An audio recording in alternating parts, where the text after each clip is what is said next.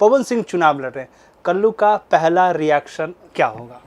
देखिए, मैंने पहले ही बोला है कि वो हमसे सीनियर हैं, बड़े भाई हैं और वो बहुत मेहनती हैं। नो डाउट, आज अगर वो मेहनती नहीं होते, अपने काम के प्रति इतना ईमानदार नहीं होते, तो हमको लगता है कि जब हम लोग छोटे छोटे थे तब से वो गा रहे हैं। और आज दिन प्रतिदिन उनकी उपलब्धियां अगर देखा जाए, कोई ऐसा नहीं होगा जो उन्हें ना जानता हो, उनकी सिंगिंग की तारीफ ना करता हो। तो वो जो भी फैसला लिए हैं, बहुत सोच समझ के फैसला लिए हैं। और उनका सपना था, वैसे उन्होंने लिखा भी है कि माता जी का सपना, तो माँ का सपना हर बेटा पूरा करना चाहता है।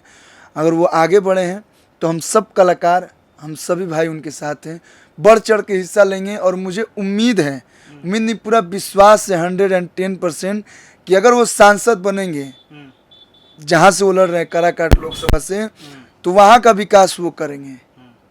इतना तो मुझे मालूम है, क्योंकि जिस काम में वो दिल से जो काम करते हैं वो दिल से करते हैं, वरना नहीं करते हैं। ऐसा नहीं लग रहा है कि बीजेपी ने उनको ठग लिया है? जिस तरीके से बीजेपी में 3 सांसद थे, तीनों भाई ने मिलकर एक छोटे भाई को टिकट नहीं दिलवा पाए। आखिर पवन सिंह को कहीं ना कहीं हर्ट तो हुआ होगा। आप क्या सोचते हैं कि वाकई में पक्षपात नहीं कर दिया पवन सिंह के साथ बीजेपी ने किया? देखिए, बीजेपी जो है वो बहुत बड़ी पार्टी है।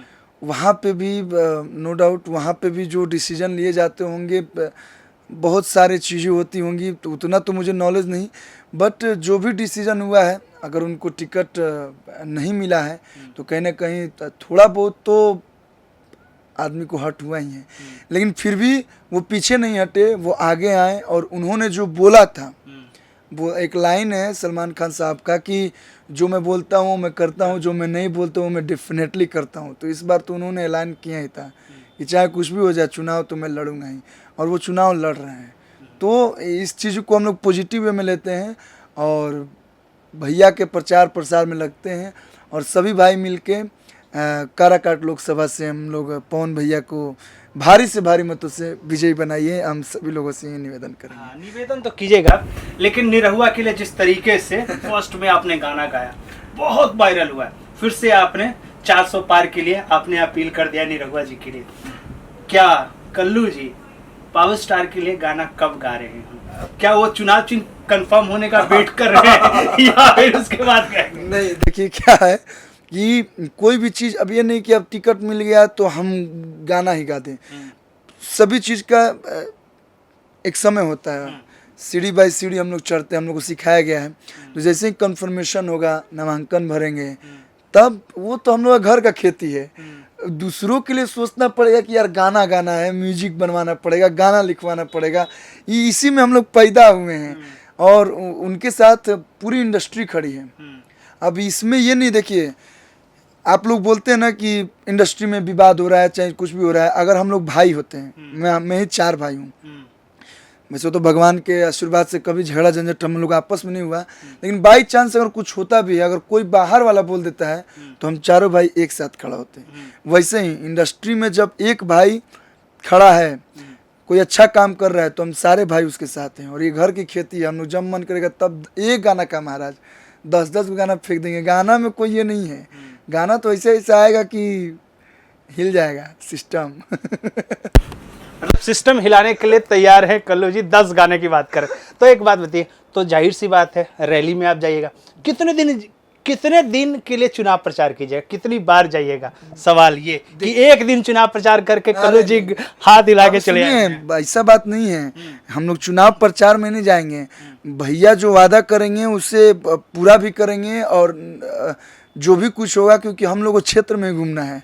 अब जैसे दिल्ली उल्ली तो हम लोग रहते हैं नहीं, मुंबई, हम लोग तो रहते हैं अपने क्षेत्र में ही।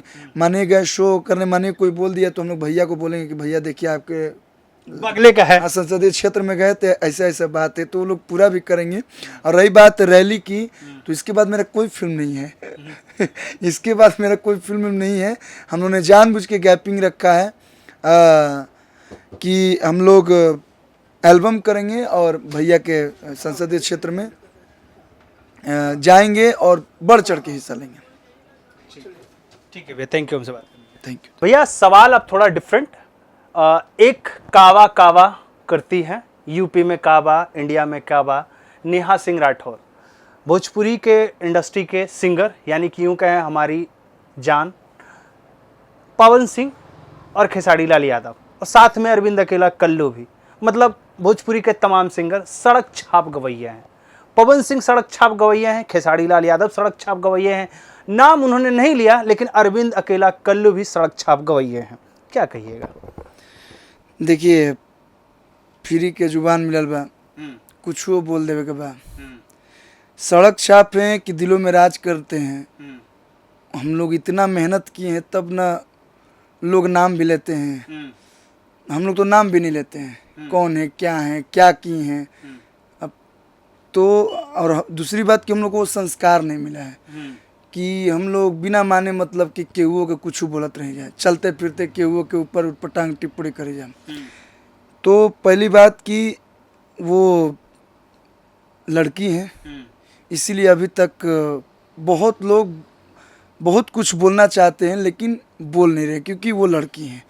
और रही बात जुबान, अगर भगवान दिए हैं तो अभी तो बोल दी, आगे से थोड़ा कंट्रोल में बोलिएगा। चाहे पवन भैया हो या खेसारी जी हो, चाहे भोजपुरी के जितने भी हमारे तीनों सांसद जी लोग हों, चाहे हम हो, चाहे जितने भी आर्टिस्ट काम कर रहे हैं भोजपुरी में, वो अपने मेहनत से वो दिन रात एक करके आज इस मुकाम पे पहुँचे हैं। तो पहले आप उस मुकाम पे पहुँचिए, तब कुछ बोलिए। आप एक मुकाम पे पहुँचिए तब बोलिएगा तो हमें अच्छा लगेगा। आपने भोजपुरी के लिए क्या किया है? ठीक है, हम लोगों ने कुछ नहीं किया है, तो आपने क्या किया है? भोजपुरी में खराबे गाना हमने गाया नहीं साहब, बढ़िया गीत ना सुने लो। देवी माई के निमन निमन हम ही बोल रहे कि माई माटी होके उकेल तो माई माई हो खेली, तो वो भी गीत सुनिए, उसकी तारीफ कीजिए, अच्छे गीतों को सुनिए ना। तो केवल आप लोग मतलब नहीं होता है कि भोजपुरी में अश्लील है, अश्लील, अरे अश्लील कहाँ है, अश्लील कहाँ नहीं है, हर जगह। लेकिन अच्छी चीज़ों को सुनिए तो आपको अच्छा दिखेगा। तो प्लीज़ आपसे निवेदन है कि आगे से कुछ भी बोलने से पहले सोच लिया कीजिए, नहीं तो भोजपुरिया लोग बोलने लगेंगे तो बर्दाश्त नहीं कर पाएगा। खास करके उन्होंने कहा पूर्वांचल के लोग, तो पूर्वांचल के लोग सुनते हैं तभी आपका गाना 500 मिलियन जाता है, तभी इतना फास्टेस्ट ग्रोइंग गाना मरद और देवर वाला जो भौजाई वाला नोक झोंक वाला गाना है वो फास्टेस्ट ग्रोइंग हुआ 100 मिलियन। तो भोजपुरी दर्शक ही जब खेसारी लाल यादव के गाने को 100 मिलियन, 200 मिलियन, कल्लू के गाने को 200 मिलियन करते हैं, पवन सिंह के गाने के कल्लू 200 मिलियन करते हैं, तमाम जो भोजपुरी के सिंगर हैं पूर्वांचल के लोग ही सुन के उनको ट्रेंडिंग सेक्शन पे डालते हैं। और उनको आप कहते हो कि 4 जूता मारना चाहिए, जहाँ पे भी सड़क पे मारना चाहिए। क्या ये शोभा देता है? काबा काबा वाली जो, देखिए हम लोग कलाकार हैं, हम लोग दिल में राज करने आए हैं, हम लोग दिलों में जगह बनाए हैं। तो जो दिल में होता है ना भैया, उसको पब्लिक दिल में रखती है। और आपके एक कहने से और ना कहने से हमें कोई फर्क नहीं पड़ता है।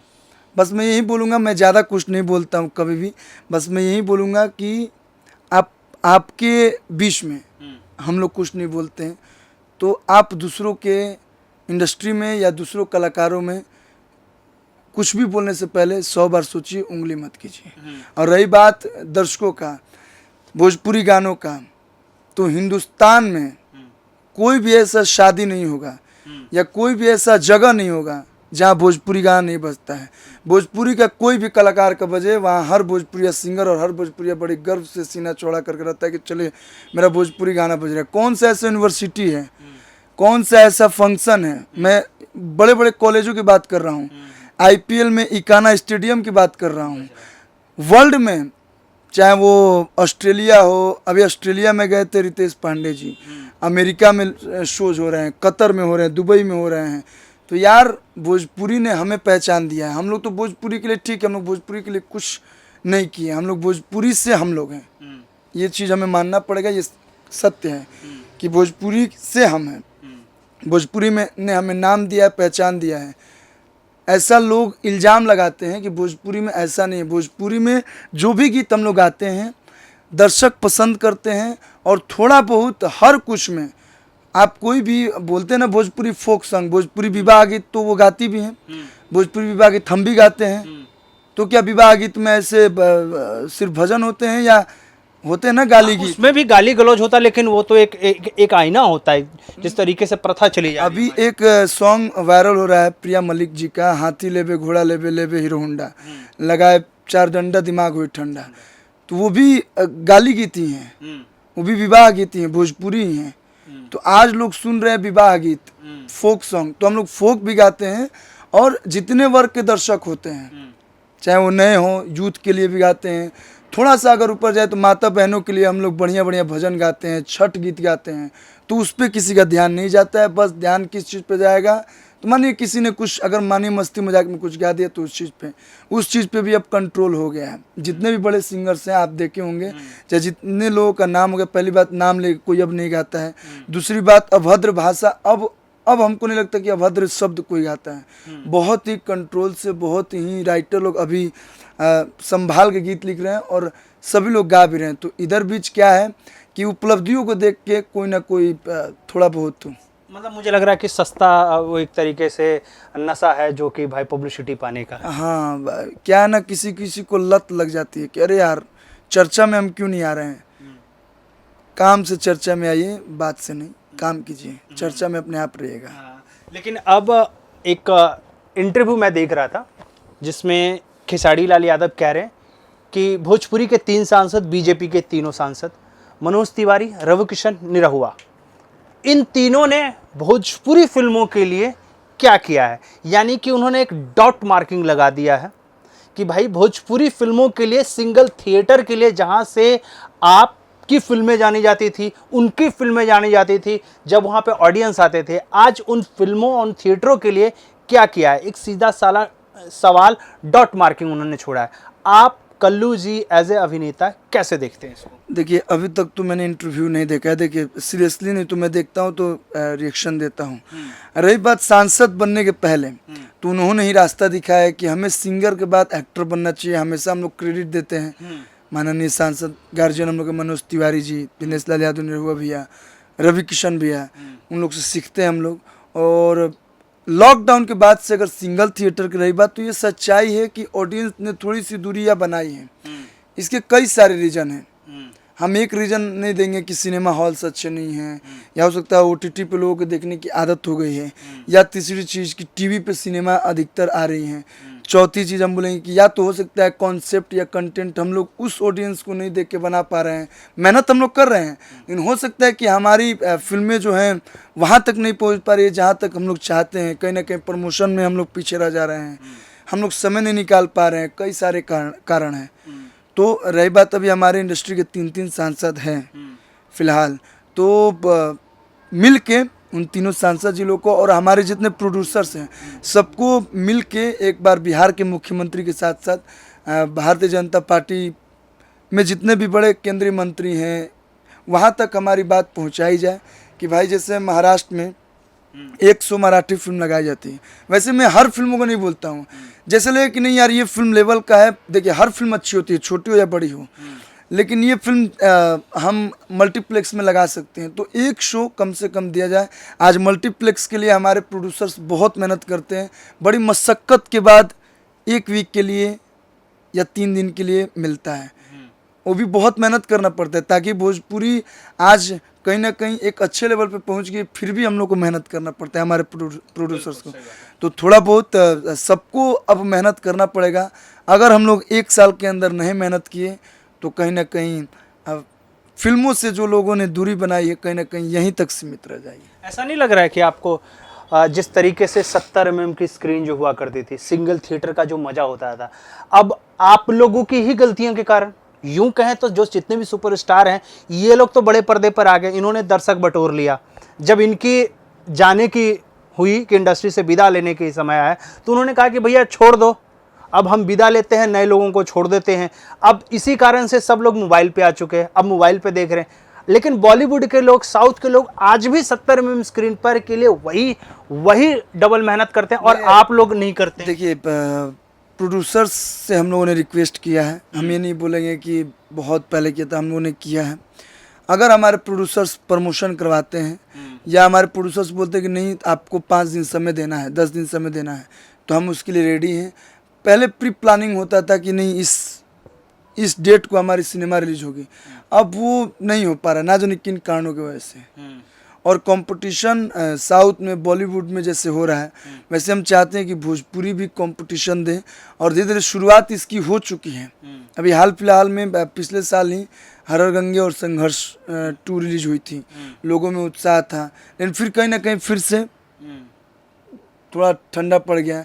हमारी भी फिल्में रिलीज होती हैं, लेकिन कस्में वादे भी रिलीज हुई थी, लेकिन वही चीज़ है कि या तो हम लोग प्रमोशन में पीछे हो जा रहे हैं, या क्या कारण है कि दर्शक हम लोग के थिएटर में नहीं आ पा रहे। इसके लिए जैसे नेताजी लोग वोट मांगते हैं, वैसे अब लग रहा है कि हम सभी कलाकार को, ये नहीं कि मैं चाहे खेसारी जी या पवन भैया, ऐसा नहीं, अब सबको लग रहा है कि उतरना पड़ेगा। और अच्छी फिल्म जब भी हमारी आए, आप सभी से भी रिक्वेस्ट रहेगा, निवेदन रहेगा कि अच्छी फिल्म जब भी आए तो आप लोग भी ज़ोर शोर से साथ दीजिए, ताकि वो दर्शक जो अभी दूर हुए हैं वो हमारे सिंगल थिएटर में आए। एक सिनेमा चलता है तो ना जाने कितने लोगों का घर चलता है। हाँ, ऐसा नहीं लग रहा है कि जैसे पहले आप जाते थे काफिला, जैसे लॉकडाउन से पहले काफिला चलता था, फिल्म प्रमोशन मतलब कल्लू जी की गाड़ी आगे 4 गाड़ी चल रही है, 4 गाड़ी पीछे चल रही है, वो एकदम रुबाब रैली चलती थी, वो क्रेज कहाँ है? वो आप लोगों की गलती नहीं है। अब मुझे लग रहा है कि मैं डायरेक्टली कह रहा हूँ, आप ही लोगों की गलती है। आप लोगों ने प्रोड्यूसर के ऊपर दबाव नहीं डाला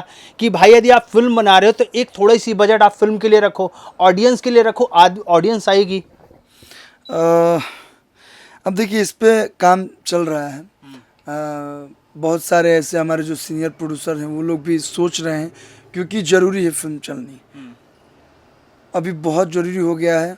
और मैं बोल रहा हूँ कि चाहे कोई भी आर्टिस्ट हो, एक फिल्म चलेगी, दर्शक आएंगे, फिर वो सिलसिला कंटिन्यू रहेगा, क्योंकि अब अच्छी अच्छी फिल्में बन रही है, ऐसा नहीं है। अभी मैंने एक जमशेदपुर में फिल्म किया है जिसके डायरेक्टर है महेश अन्ना जी, और जिसके अपने प्रोड्यूसर है बद्रीनाथ झा जी। वो फिल्म अगर आप देखेंगे तो मतलब बोलेंगे आप कि नहीं, ये हुआ सिनेमा, जिसमें हर कुछ है, इमोशन से लेके कॉमेडी से लेके, और वो आज की फिल्म है। तो वो जब फिल्म आएगी तो हम पूरी कोशिश करेंगे कि हम आप सबके बीच आए। मैंने प्रोड्यूसर्स को बोला है, जैसे बद्रीनाथ झा जी को मैंने बोला है कि नहीं, हम लोग चलेंगे, दर्शकों के बीच चलेंगे, और वो सिनेमा ऐसा है कि वो आप भी देखेंगे तो लगेगा कि नहीं एक फिल्म देख रहे हैं। आपके अगर बोलते हैं ना कि कई सारे परिवार में होते हैं भोजपुरी फिल्म नहीं देखते हैं, अगर वो लोग भी देखेंगे तो बोलेंगे कि नहीं, कल्लू ने एक अच्छी फिल्म की है। कल्लू ने एक अच्छी फिल्म की। आने वाले प्रोजेक्ट की बात करते हैं, कौन कौन से कल्लू के डायरी में पाइपलाइन है फिल्में? देखिए, फिल्में तो हमने 5-6 फिल्में करके रखी है। 2-3 फिल्में रेडी भी हो गई, जैसे कि मेरे जीवन साथी, निशांत उज्ज्वल जी ने बनाया था, प्रमांशु सर डायरेक्टर थे। फिर अपने जलवा फिल्म है सुजीत सिंह जी वाली, भुलक्कड़ फिल्म है, और एक मंगल राशि है अजय श्रीवास्तव जी ने बनाया था। तो ये 3-4 फिल्में रेडी है, जिसकी मैंने डबिंग कर दी है, और बहुत जल्द आप सबके बीच वो सिनेमा रिलीज होगी। फैंस से क्या कहिएगा? बस ये कब कि अपन प्यार, अपन आशीर्वाद, अपन दुलार, ऐसे ही आप लोग बनल रहे लोग, और ऐसे ही अच्छा गाना, अच्छा फिल्म आप सबके बीच हम निकल ले आवत आप सब।